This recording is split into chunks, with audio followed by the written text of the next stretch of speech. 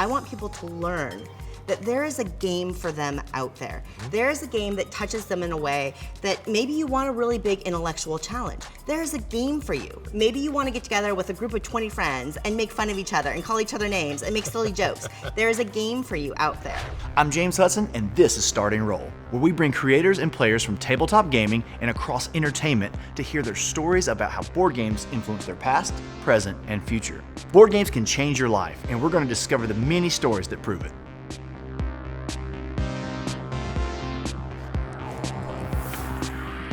Hey y'all, I am here with my guest, Suzanne Sheldon. Hey Suze. Hi, James. What do you do in the board game industry? Oh, I do a few different things. Most importantly, I host a podcast about board games, but I also work with board game publishers behind the scenes to help bring board games to life. And you brought a game for me to check out today. What is it? I brought one of my old favorites called Robo Rally. So why Robo Rally? What does that mean to you? Well, Robo Rally is actually one of the first games I've ever discovered in the world of board gaming. It's fast, it's fun, it's chaotic, and I just love it. Well, Suze, I can't wait to learn more about that. Let's go check that out. Let's go.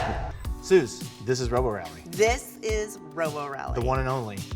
This is literally my copy from 25 years ago, right here, in all of its 1990s glory. Nostalgia is like just creeping off this board. As it should. You know? It definitely shows its age a little bit. But that also gives it like a nice little basic character, you know, the personality is just all in this board game. I'll tell you, I haven't had it out in a little while, and just seeing it here kind of brings back a flood of emotions and memories of me back in the 90s at a game store, killing time on the weekends, being a teenager, and playing these goofy, ridiculous games for hours and hours on end, and Robo Rally was absolutely one of my favorites. Now, what made this game stick out in the mid-90s? Because that's when board games were kind of in a weird place. So mid-90s, like what really jumped out about Robo Rally to you? Well, Robo Rally felt different in a lot of different ways, and I had only had so much exposure to the world of board games such as it is back then. But when you were looking at the 90s, what the 90s really had was they had the good old war games that existed, the good old World War II simulation style games. You had role-playing games like Dungeons and Dragons that had a nice long history at that point that were out in the world. Kind of that traditional hardcore fantasy, metal fantasy style that was really popular in the 80s that we all saw the animated cartoons and magazine covers of and things like that. And then you had kind of your traditional classic board games, your life simulations or your economic games, and that's Life and games like that. And it was really the 90s where you started seeing this world of board games open up, and Robo Rally was one of those. In 1994, published from what is now today a very famous game designer, Richard Garfield. What else does he do? There's a little game called Magic the Gathering, which is multi-billion-dollar industry today, flash forward. But Robo Rally is a game in which robots have their day-to-day lives in which they're working in the factory, but at night, robots like to get down, and they like to battle, right? They have their own battle royale. And so they work the factory floor, and they do robo battles. And we are programming them, for lack of a better term, using cards that move them around the board. They fire lasers at each other. They can push each other into pits. It is just wild and chaos, and it's fun and it's funny. You just, when you play Robo Rally, you just laugh. You just have a hilarious time. And yeah, it really stinks when you're shoved into an endless pit by your friend. Now this is a programming game. It is. What does programming mean? Well, programming means like you would think about a computer, where you are setting actions, you're planning them ahead. And this game uses cards to do that. And so you're planning ahead, okay, this is the path I want my robot to take. And so you use cards to set that path, movement by movement. The problem is that other people set their paths as well. And when you get close to each other, you can kind of mess each other up because, oops, if I move forward and then you move forward and you bump me into another, and then the board takes over. And then what you thought was going to happen, you're off on a different track. It's like somebody entered a bug into your program, and you never know what's going to happen. And you just kind of have to give yourself up to it and just go with the flow and go with the robos. I'm assuming at the board gaming store in the mid-90s, you're playing this with friends, right? So do you feel like this game really facilitated you making those friends and you know, really getting into more of board games? Because you said that's when you kind of got started, right? Absolutely. Robo Rally, it plays up to 8 people. Okay. It is wild if you play with that many people. But it was a way for us to sit down together and we have a shared experience, even if we didn't know each other that well, because we would be strangers on the back of this old little game store in the suburbs. You had something to do. You had this thing that you could center yourselves around and enjoy, and then learn about the game, challenge yourself intellectually, and have fun, and then you just kind of organically learned about each other too, and just kind of naturally got to know the people around you, and you made new friends that way. Yeah, and sometimes that friendship obviously would spawn into, let's go to a movie. Board games might have facilitated the initial interaction, but then you become friends outside of board games too. A lot of my friends in real life are people that I met through games, and it's pretty magical. I mean, that's how we've met. That is how we met. So, Suze, you're super famous in the board gaming world, with your podcast and your videos and your consulting and what else can you do? I'm sure you've got more up your sleeve. But, how do you feel like the game from the mid-90s, you've seen the growth of board games over the last 20 years. Mm-hmm. This feels kind of like the jumping off point. How did this ramp up for you to, this is what you do now, right? Mm-hmm. So how did that happen? People who play a lot of board games, we call them gateway games. Sure. And any game can be a gateway game. And the gateway game is really the game that you play, that you discover somehow, that opens that door to the wonderful world of board games. And so for me, Robo Rally is really my gateway game. It is the game that opened the door, that showed me that there is a whole world of games out there that I had just not yet discovered. And whether or not Robo Rally holds up today as a stellar example of gaming, which I think it does, or not, what it did is it showed me, hey, here's a game that it works my brain in a different way. It makes me think differently. It challenges me. Mm-hmm. But I also just have a ton of fun. I get to laugh. I get to de-stress. I get to knock people around, and they get to knock me around, and then we just go off and do something else later, and it's no big deal.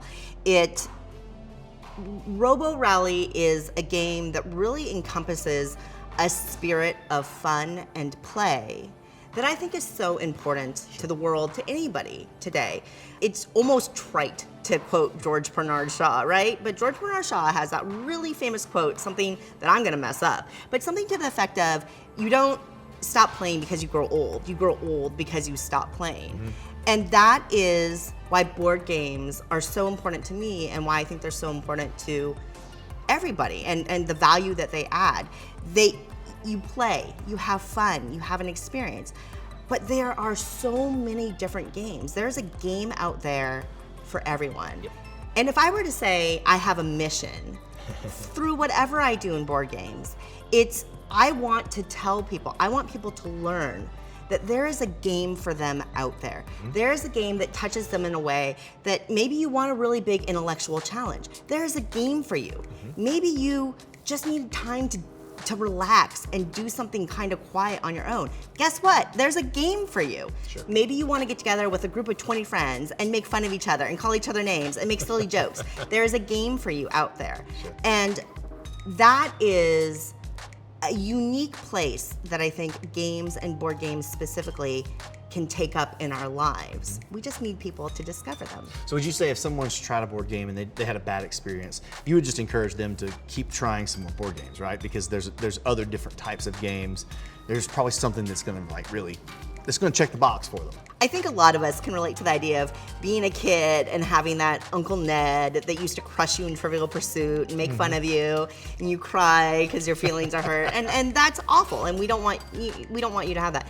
But games have changed, and I think that when we talk about what they were before 1990 and what they are today, and that growth and their evolution, and just because you didn't like that game doesn't mean that there isn't a totally different game, because the breadth and diversity of games is so wild and awesome today. Yeah. You just gotta give it a chance. And that's where the internet comes into play, or all the wonderful people out there talking about board games, or what we like to call the friendly local game store, where you can go in and ask the people who work there, and they can help you find the game that appeals to you.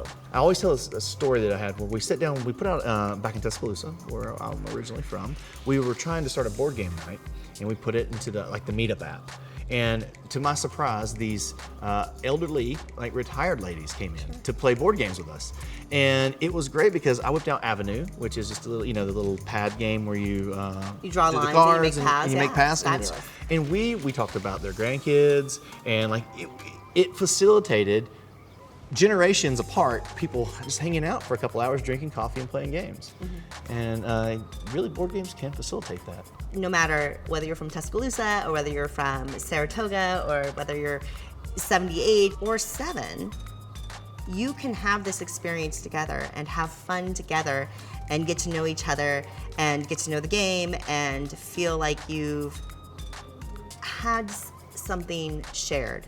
It's kind of weird, isn't it? It's like this magical moment when you sit down and play board games, and it's really hard to describe if someone hasn't had this experience. Games can be all about just laughter and teasing and competition. Whimsical fun. They can be whimsical, they can be serious, you can tell stories with them. Right. They're an oasis for me. They're an oasis in the real world to go to spend your time, to relax, to have fun, to escape kind of the things that you want to get away of, but still feel connected. Sure. And still feel like you're accomplishing something. And that's pretty unique in the world to have something like that, where I love reading too, and I sit down and I immerse myself in a book and I get into that rich world, but it's usually just me alone, right, reading a book and having a quiet moment by myself. I can immerse myself in a world in a board game, but I'm having that experience with you. Sure. Right? We're both going on that journey together. We're crafting that story together. And that is absolutely an uncommon thing in our world today that board games give us. And that's delightful. Well, thank you. That was the magical thing I was trying to put into words, and you did it. So I'm here for you. All right, so thank you so much for coming in today and bringing Robo Rally. My pleasure. Where can everybody find your work? Oh, well, I host that podcast that I mentioned called the Dice Tower Podcast, so they can tune in to that on all their podcasting apps. Sure. And I also help make games with a group called Restoration Games. They do fabulous games like Fireball Island and Dinosaur Tea Party and things like that. So well, you've got one that's coming, I cannot wait. Dark Tower. Return to Dark Tower. Yes. It's going to be epic. Well, I want to wrap this up and go play Robo Rally. Let's go. Let's do it.